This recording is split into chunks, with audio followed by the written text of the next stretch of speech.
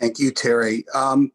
Good morning, everybody. I want to welcome you to today's virtual Advocacy Day. It's my honor and privilege to be the host.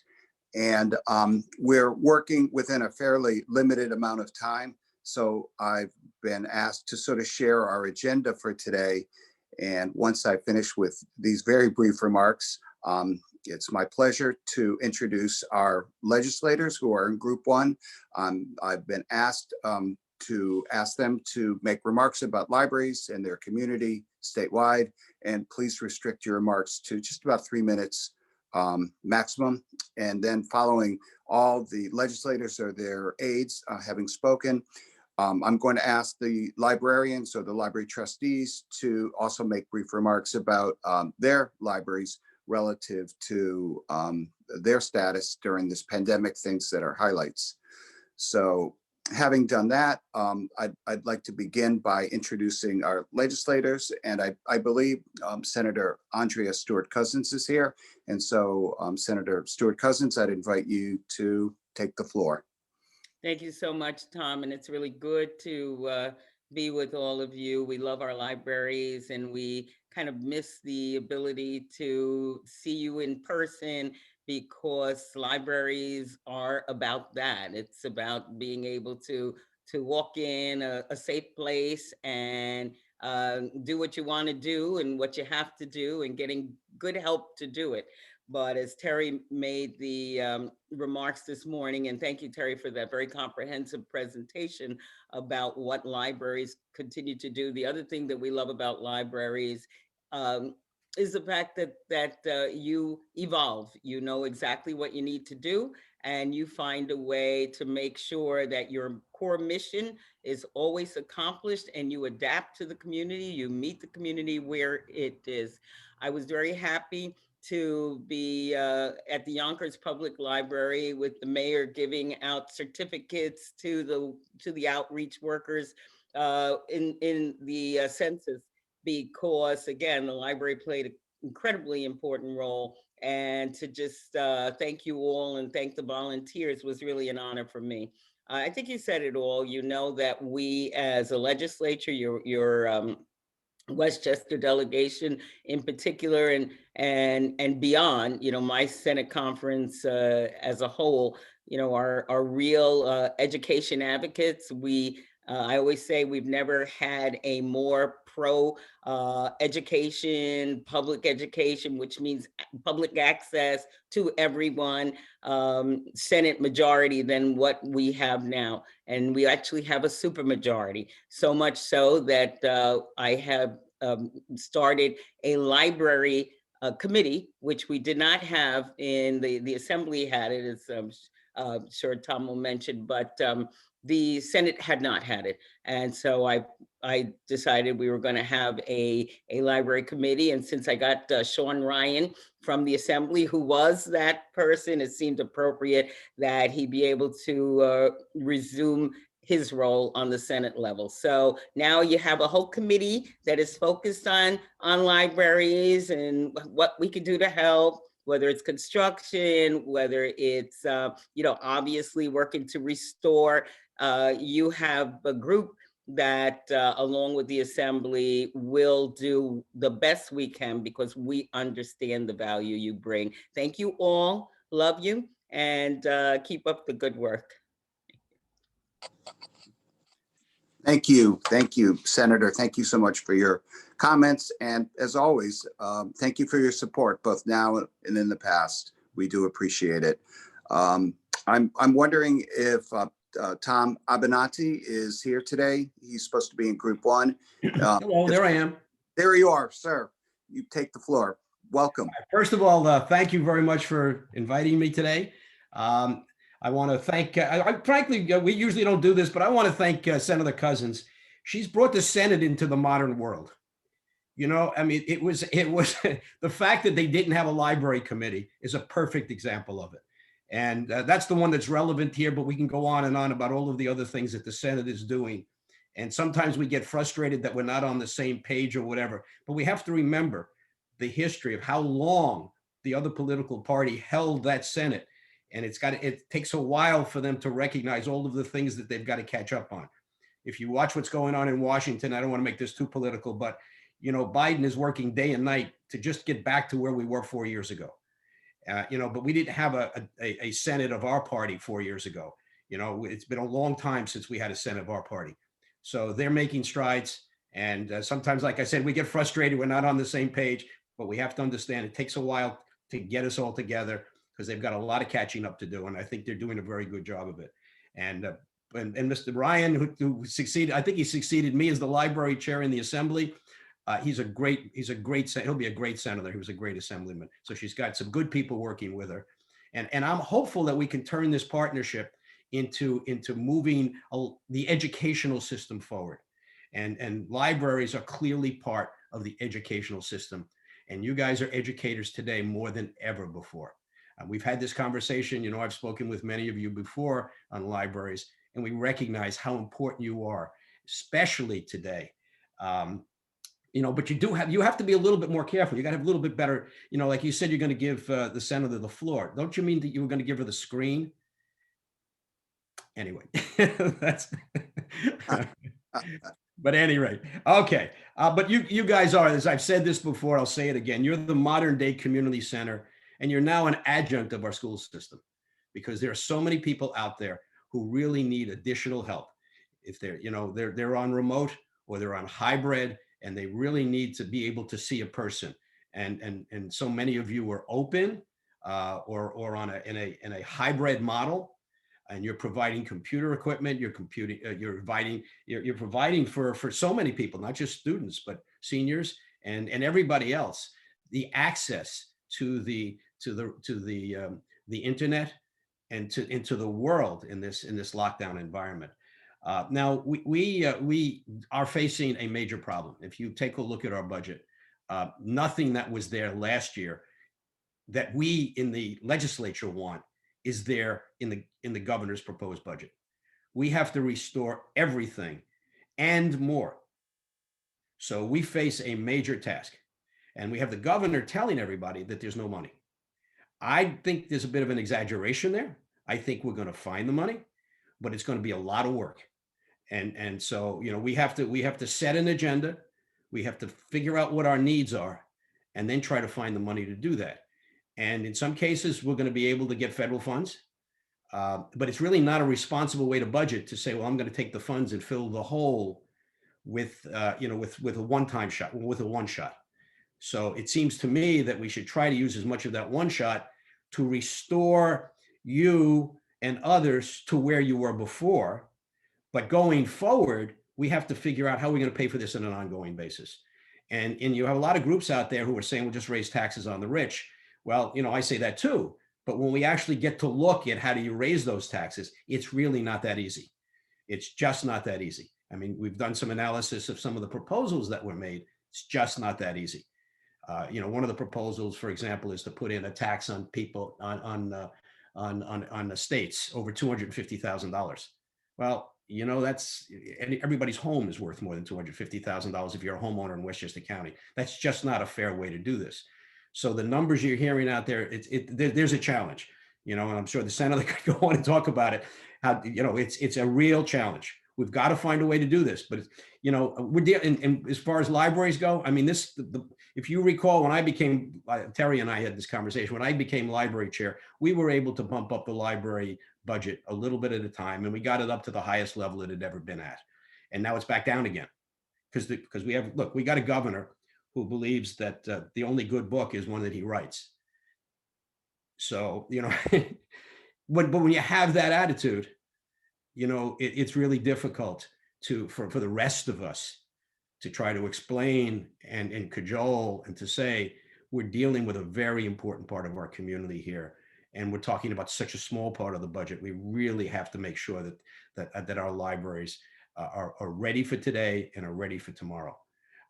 So I mean, he even vetoed a bill that we had both houses passed to make the state library system a center point for electronic books and electronic what would you call it, Terry? It's the platform for so that you guys wouldn't have to deal with Amazon by yourself, so that the state could step in and do the negotiations or even set up their own system. And the governor vetoed the bill. I mean, that was a modern, we worked with, I got the idea from Terry and from some of your others, and we worked on it, and he vetoed it.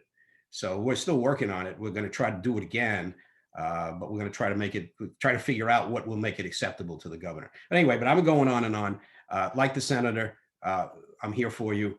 We're going to be working as hard as we can together to make sure that you guys have what you need. And thank you for all of your efforts. You're really doing a great job, especially in this day and age. You're essential workers. You're out there. You're the frontline fighters against this. So thank you very much. Representative Avenatti, thank you for your support, for your remarks. They were very thoughtful and giving us some optimism as we go forward in this really challenging budget climate. So thank you again. I'm now wondering if Representative Amy Paulin or one of her representatives is here today and available to speak. It's not. No, I guess not. Well, then I will move on to Representative Gary Pretlow. Are you with us today, Representative Pretlow, or one of your aides, assistants? No. Okay. I'm now moving on to Representative Nader Sayeh, also part of our group today, hoping that he is here or one of his representatives. No. How about Senator Jamal Bailey, also part of our group today? One of his or representatives may be here too. No. Last and certainly not least, Senator Alessandra Biaggi. Was she among our audience today or a representative? No. It's a busy day. I'm certain everybody has so many things to do, both meetings, virtual and real and otherwise. The next part of our, Steve Otis. Steve Otis is in our group. Steve, are you here today or one of your representatives? No. Okay. I saw Steve in he was at the beginning, so right. He's part of group 2. Yeah. Actually, several of those are part of group 2. Our group should be Biaggi, Paulin, Avenatti, Stewart Cousins, and Sayeh. Okay, because my printout, my email from Elise had those other representatives too. Okay. I think it had all of the representatives, but the ones that are in group 1 are those 5. Got it. Okay, my listing had a few more, but I'm no glad. Worries. I'm glad they're here and they're part of our conversation today. So the next part of our breakout session is an opportunity for us as librarians and library trustees to talk about our libraries and how we are functioning during this pandemic, an extraordinarily challenging time. And certainly for my library, New Rochelle Public Library, which suffered mightily with the pandemic and COVID, it has been a difficult time, but we believe our library has risen to the challenge. We are providing a service. We were open. We're now not available for patron access, but we're providing great curbside service.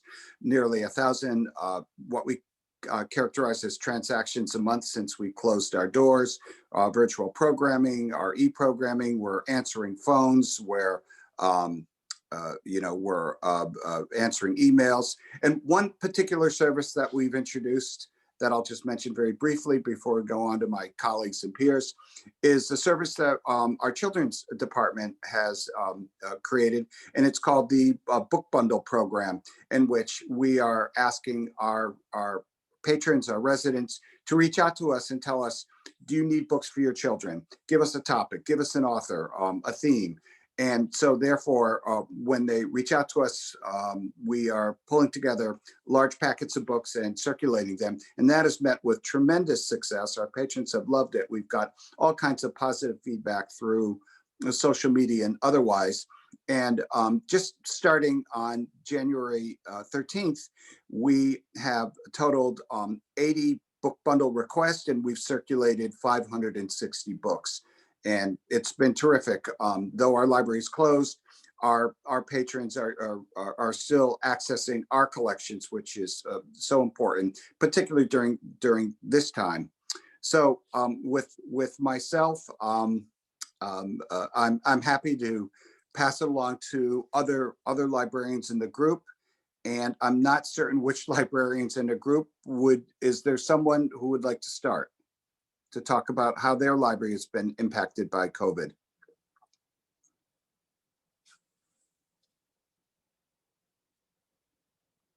Hello, other library. My name is Swadesh Pashnanda. I'm from Tuckahoe Public Library. As all of you know, and Tom, great job you and your communities and the staff is doing. So same thing happened with us when it's a small library, Tuckahoe, but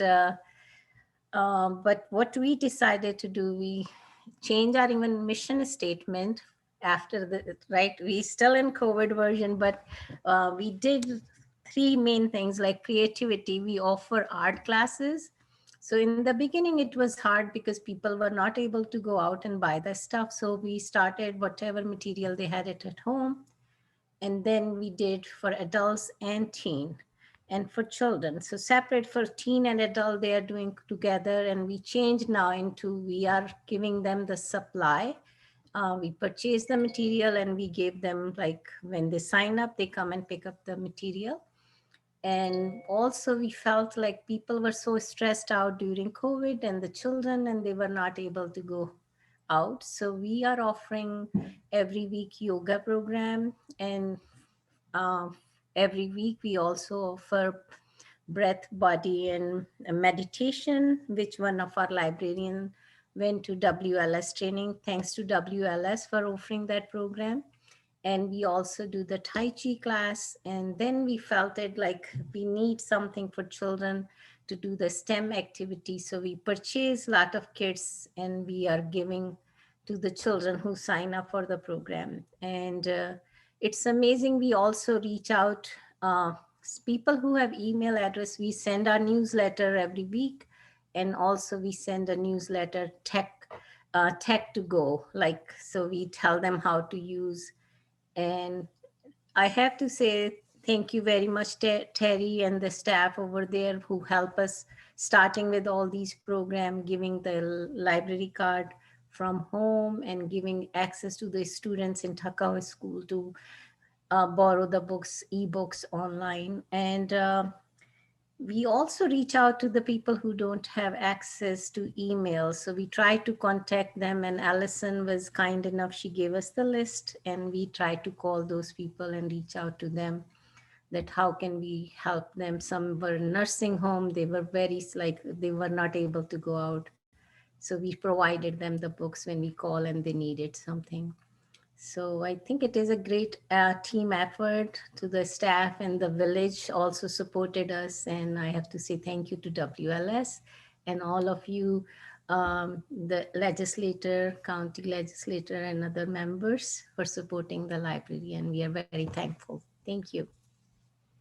Thank you, Swadesh. It was very impressive. What your library, Tuckahoe is not a large library or community, but you're doing tremendous things in all sorts of areas. It's really impressive.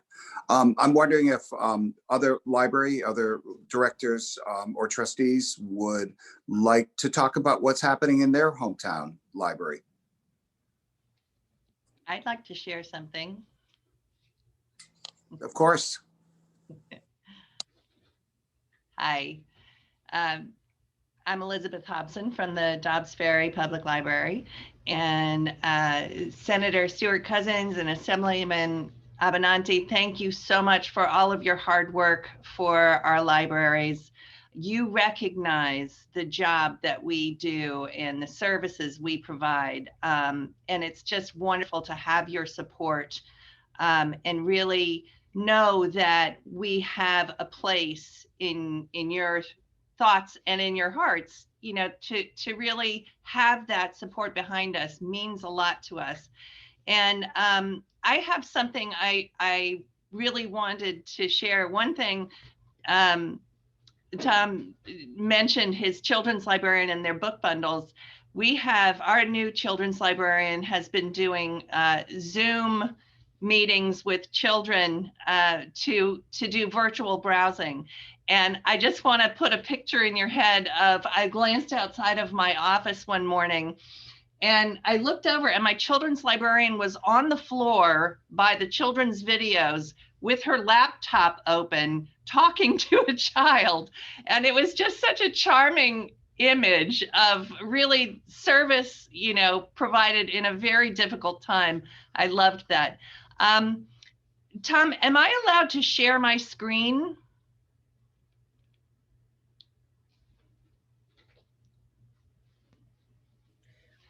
You should be able to, if you can't, Okay. you should be able to in I can the see it. breakout room. So I did for, Nyla had asked for us to provide some videos, and I made a video with, I thought it would be nice for you guys to hear from actual library patrons what they thought. So I want to share that little video with you. It's only about 2 minutes, so here it goes. This is my people speaking to you. Uh-oh, host disabled participant screen sharing. I'll try again. Nope.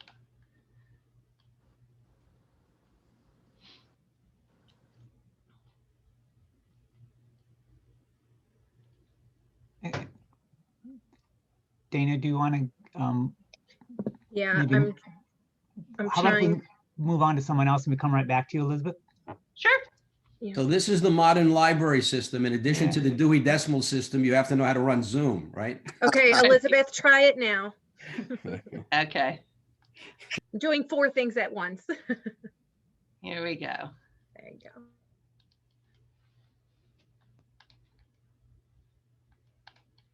I'm a member of the Friends of the Dobbs-Ferry Library.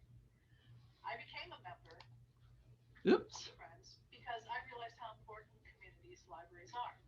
Our libraries are the point where everybody can find access, no matter where they are in their life. I love my library because I can read books and be involved in a community event. One of my favorite things about libraries is the opportunity it allows for you to learn more, to broaden your horizons, and to explore the world around you. Oh, okay. You like that they have toys? What else? There's toys that you can go inside of like the house. Anything else? The books. Good idea. I forgot the books. What do you love about the Dobbs-Ferry I Library? love the summer reading program because every time you get a toy from the treasure chest. I support my local library because it provides a community-centered environment for lifelong learning, self-improvement, and self-expression. And those are all a big thumbs up in my book. There's nothing better than bringing home a fresh stack of books from the Dobbs-Ferry Library. They even found a way to make that happen during the worst of COVID. Thank you. My name is John, and my daughter and I come to have used for a couple of years the Dobbs-Ferry Library for every imaginable purpose. Research, kids' books, movies, music. The staff are great, and we love the library. I'm Beata, and I love the Dobbs-Ferry Library because I love to read and I like the books there. And well, bye.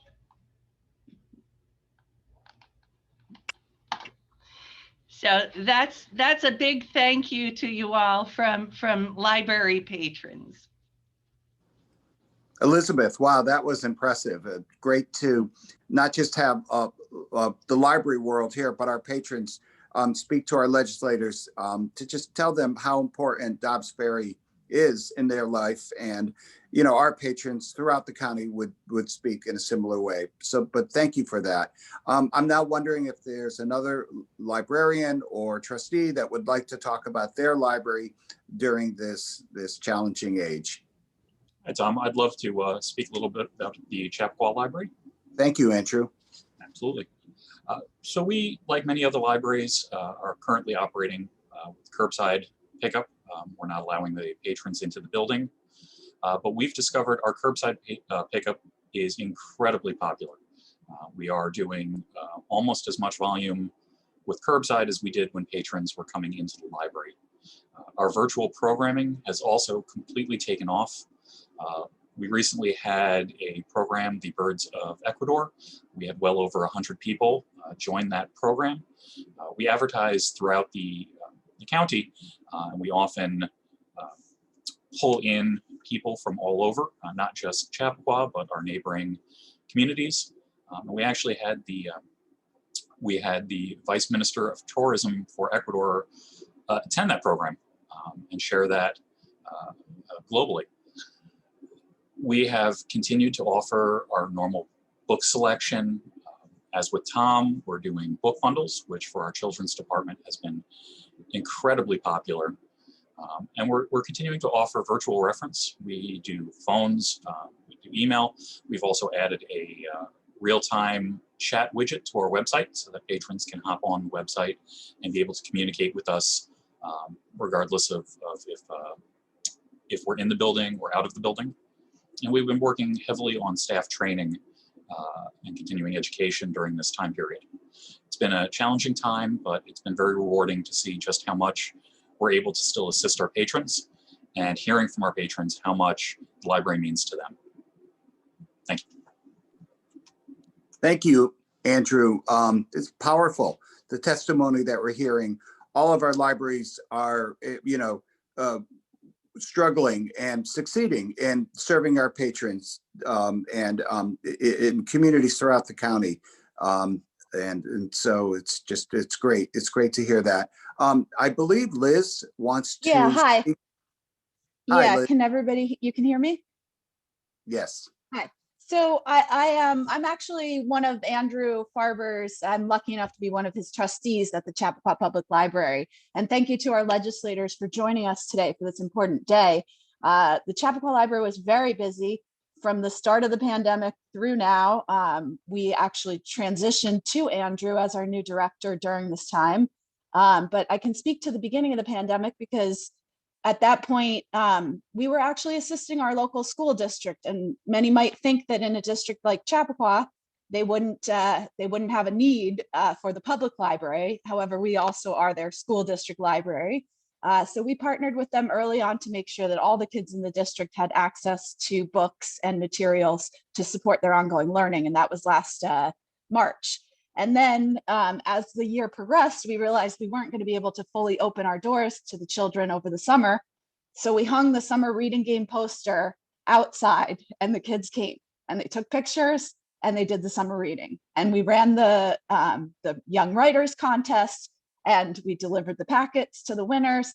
So we kept up everything, as Andrew said, we kept up as much of our operations as possible. The tricky part is opening the doors, and we did get our doors open.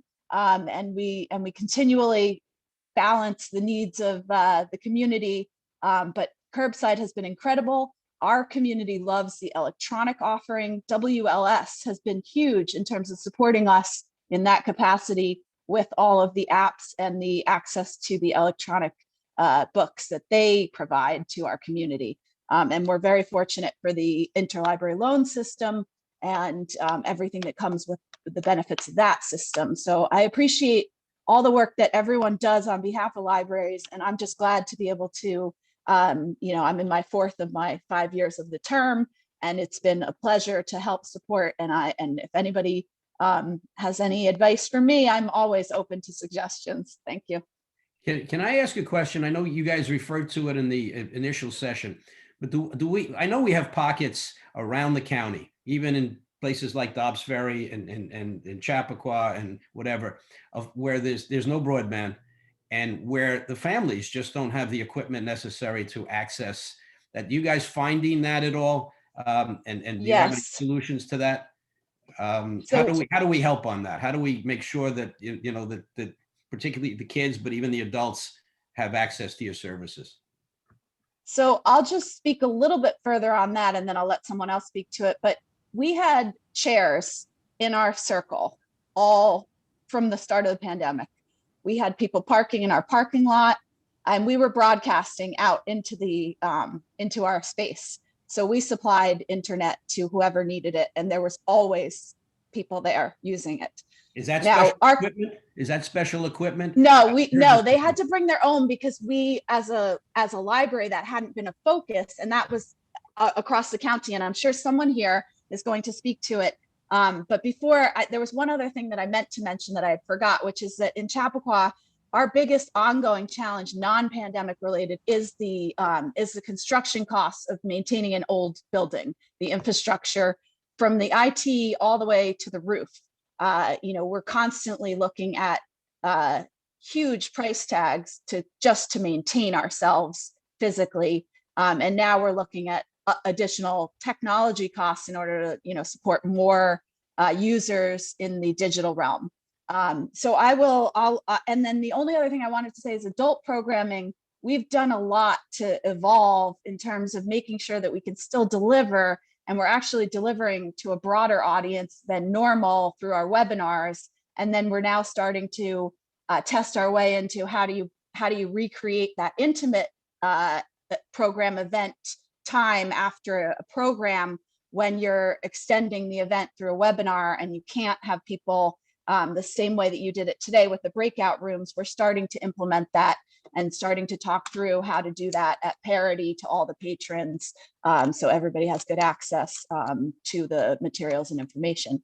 That I think is something that everyone collectively, we're all sort of figuring out, how do you balance the need for controlling and making sure you're not getting Zoom bombed versus having dialogue and discussion. And to the extent that WLS continues to provide guidance on that, that would be an area that I appreciate.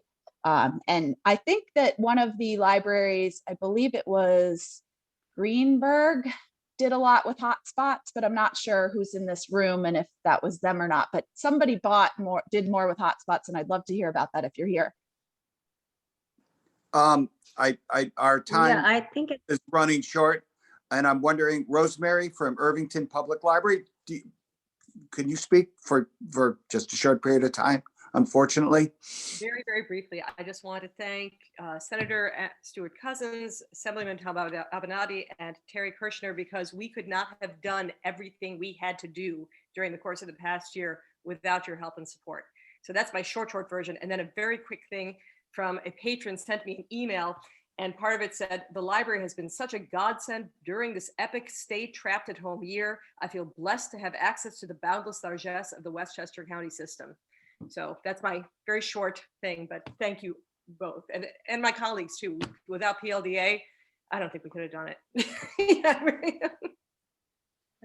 Rosemary, that's a perfect cap to the breakout session. Thank you, and thank everybody that participated. Our legislators, our librarians, our library trustees, WLS.